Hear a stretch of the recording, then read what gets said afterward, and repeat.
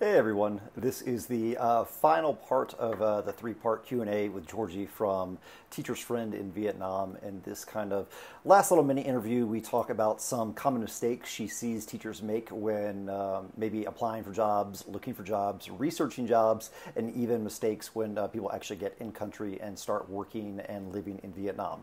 So if you like the first two parts, which are linked below, where she talks about kind of what makes a good job and what her experience in Vietnam has been like, then you'll probably like this one, which are things to look out for, whether you are new to Vietnam or kind of new to a teaching job.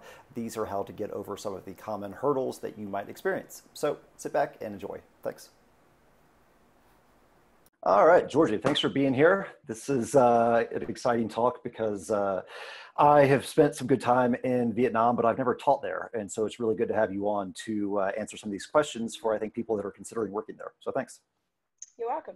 You know, having lived and worked in Vietnam and now run a company in Vietnam, what are some mistakes that you see teachers make time and time again that maybe we haven't covered or that maybe aren't obvious when they're either looking for a job, taking a job, or even just kind of living in Vietnam?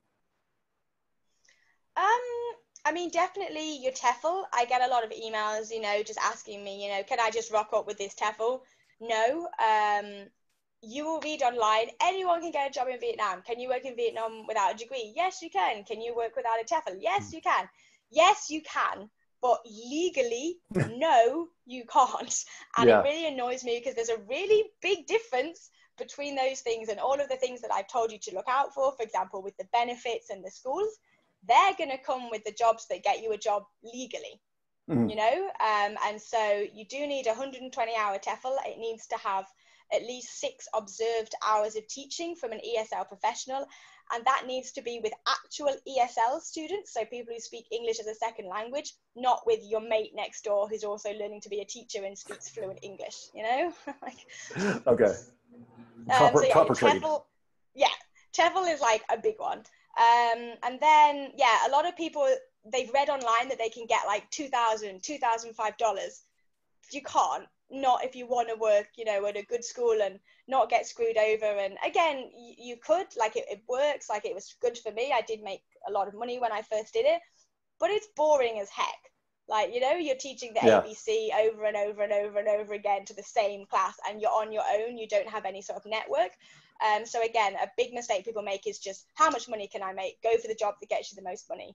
Like, if you want to do that, that's fine. But I like to work with teachers that are coming for the whole experience and who want to actually be good teachers. Yeah. So yeah, don't just go for the one with the most money. Look at it as a whole package. And then the last one would be expecting it to work the way it would in the UK or in a Western country. Don't be that person that goes and then is like, oh, this is so disorganized, and like goes to the classroom and like moans about everything and how awful Vietnam is.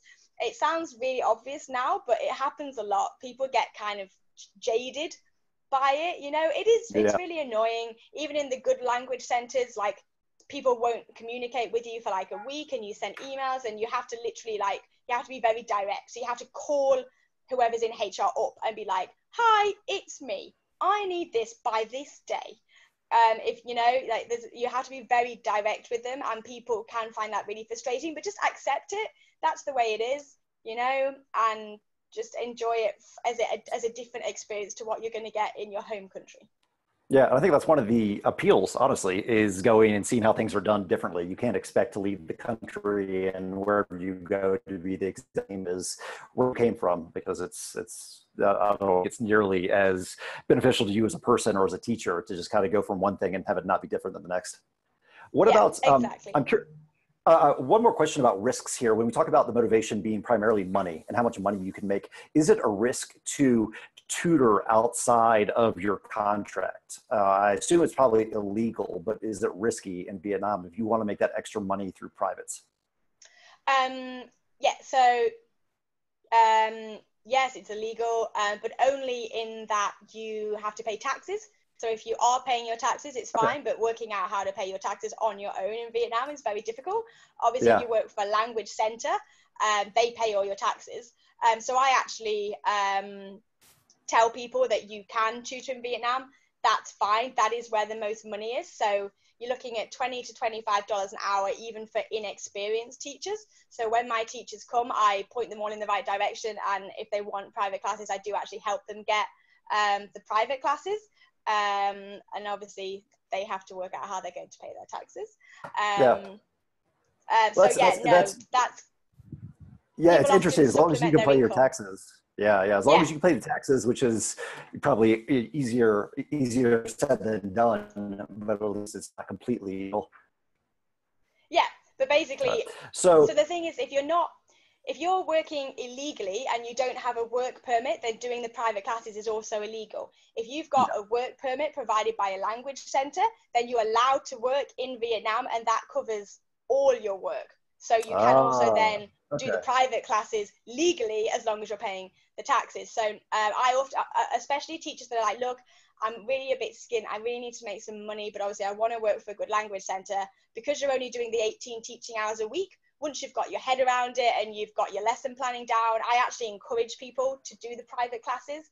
It's different. You often have much smaller class sizes. And that's, for example, say if you do an extra 5 hours a week on $25 an hour, all of a sudden your pay has gone up, tenfold over the month. Yeah, and exactly. So as long as makes a big difference. Yeah, if you're there illegally, anything you do is going to be illegal. But if you're there legally, then you can do it as long as you pay taxes, and it could easily kind of double your. Yeah, definitely. Good deal. Thanks for watching. Make sure to subscribe so you don't miss any videos or interviews in the future.